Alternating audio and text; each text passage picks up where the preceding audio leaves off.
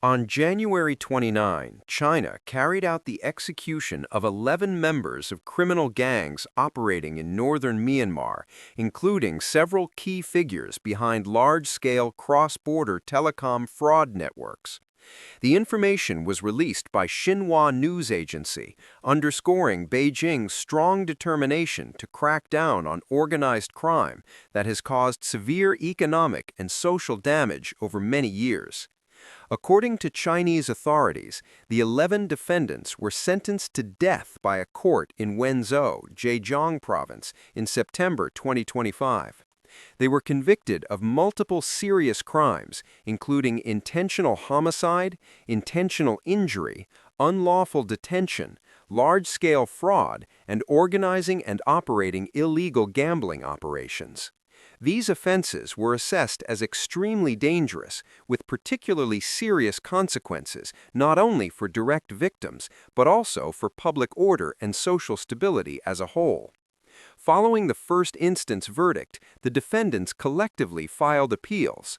However, in November 2025, the Zhejiang Provincial High People's Court rejected all appeals and upheld the original rulings.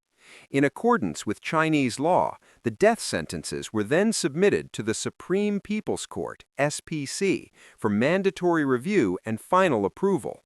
After examining the case files, evidence, and overall circumstances, the SPC approved the death sentences, clearing the way for their execution in line with legal procedures.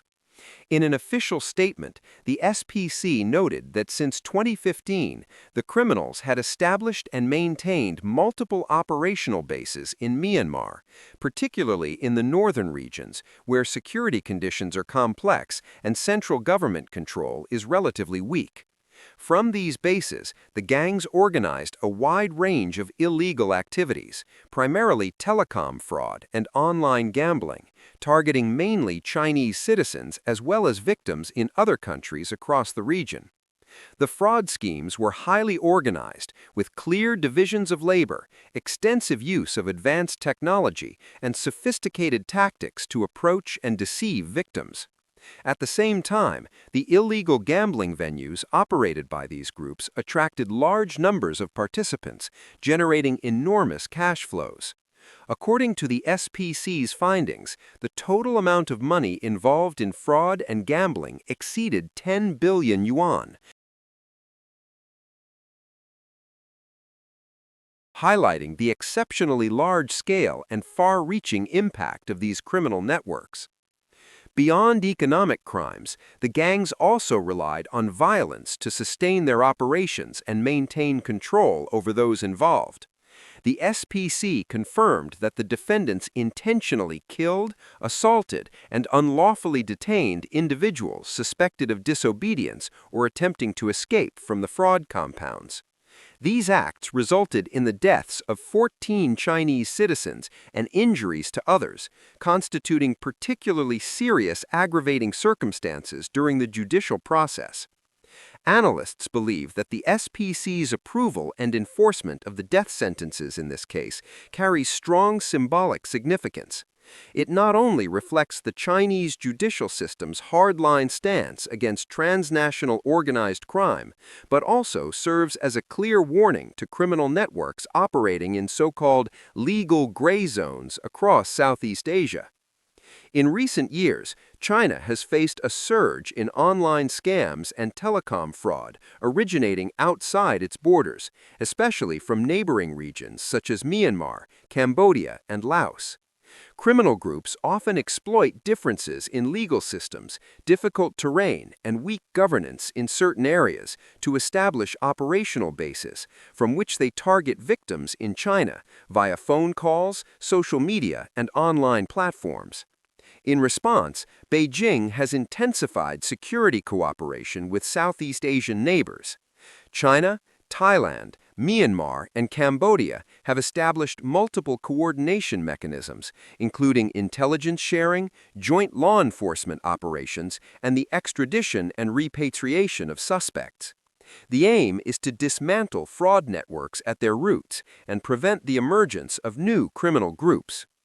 According to Reuters, citing experts on transnational organized crime, the outcome of these coordinated efforts has been the arrest and repatriation of tens of thousands of suspects to China over the past several years. The scale of these operations reflects both the severity of the problem and the determination of the countries involved to address it.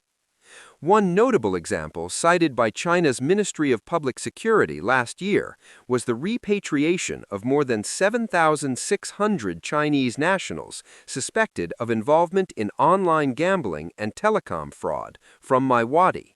This town, located in southeastern Myanmar along the border with Thailand, has long been regarded as a hotspot for cross-border criminal activity. Myanmar has frequently appeared in international media as a hub of scam compounds, where many individuals were reportedly coerced into participating in illegal operations. Observers note that China's severe punishment of the ringleaders in this case may have a significant deterrent effect.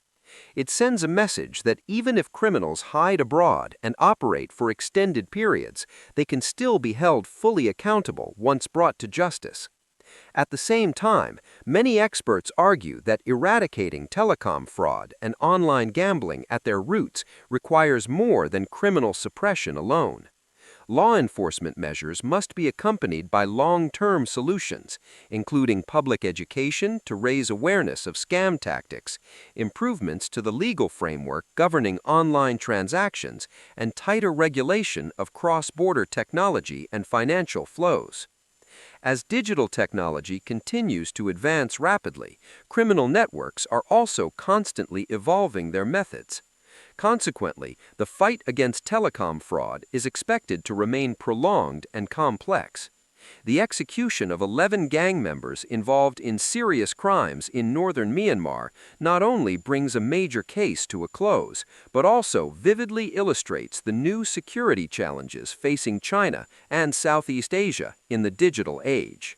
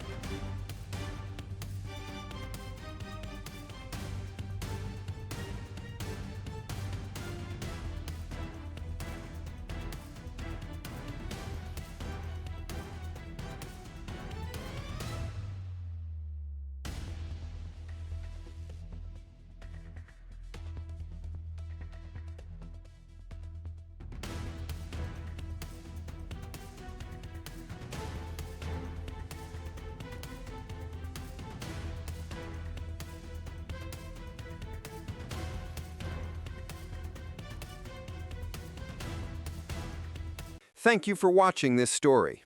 If you found it meaningful, please subscribe, turn on notifications, and share this video. And now it's time to say goodbye. Thank you for staying with Societal Stories.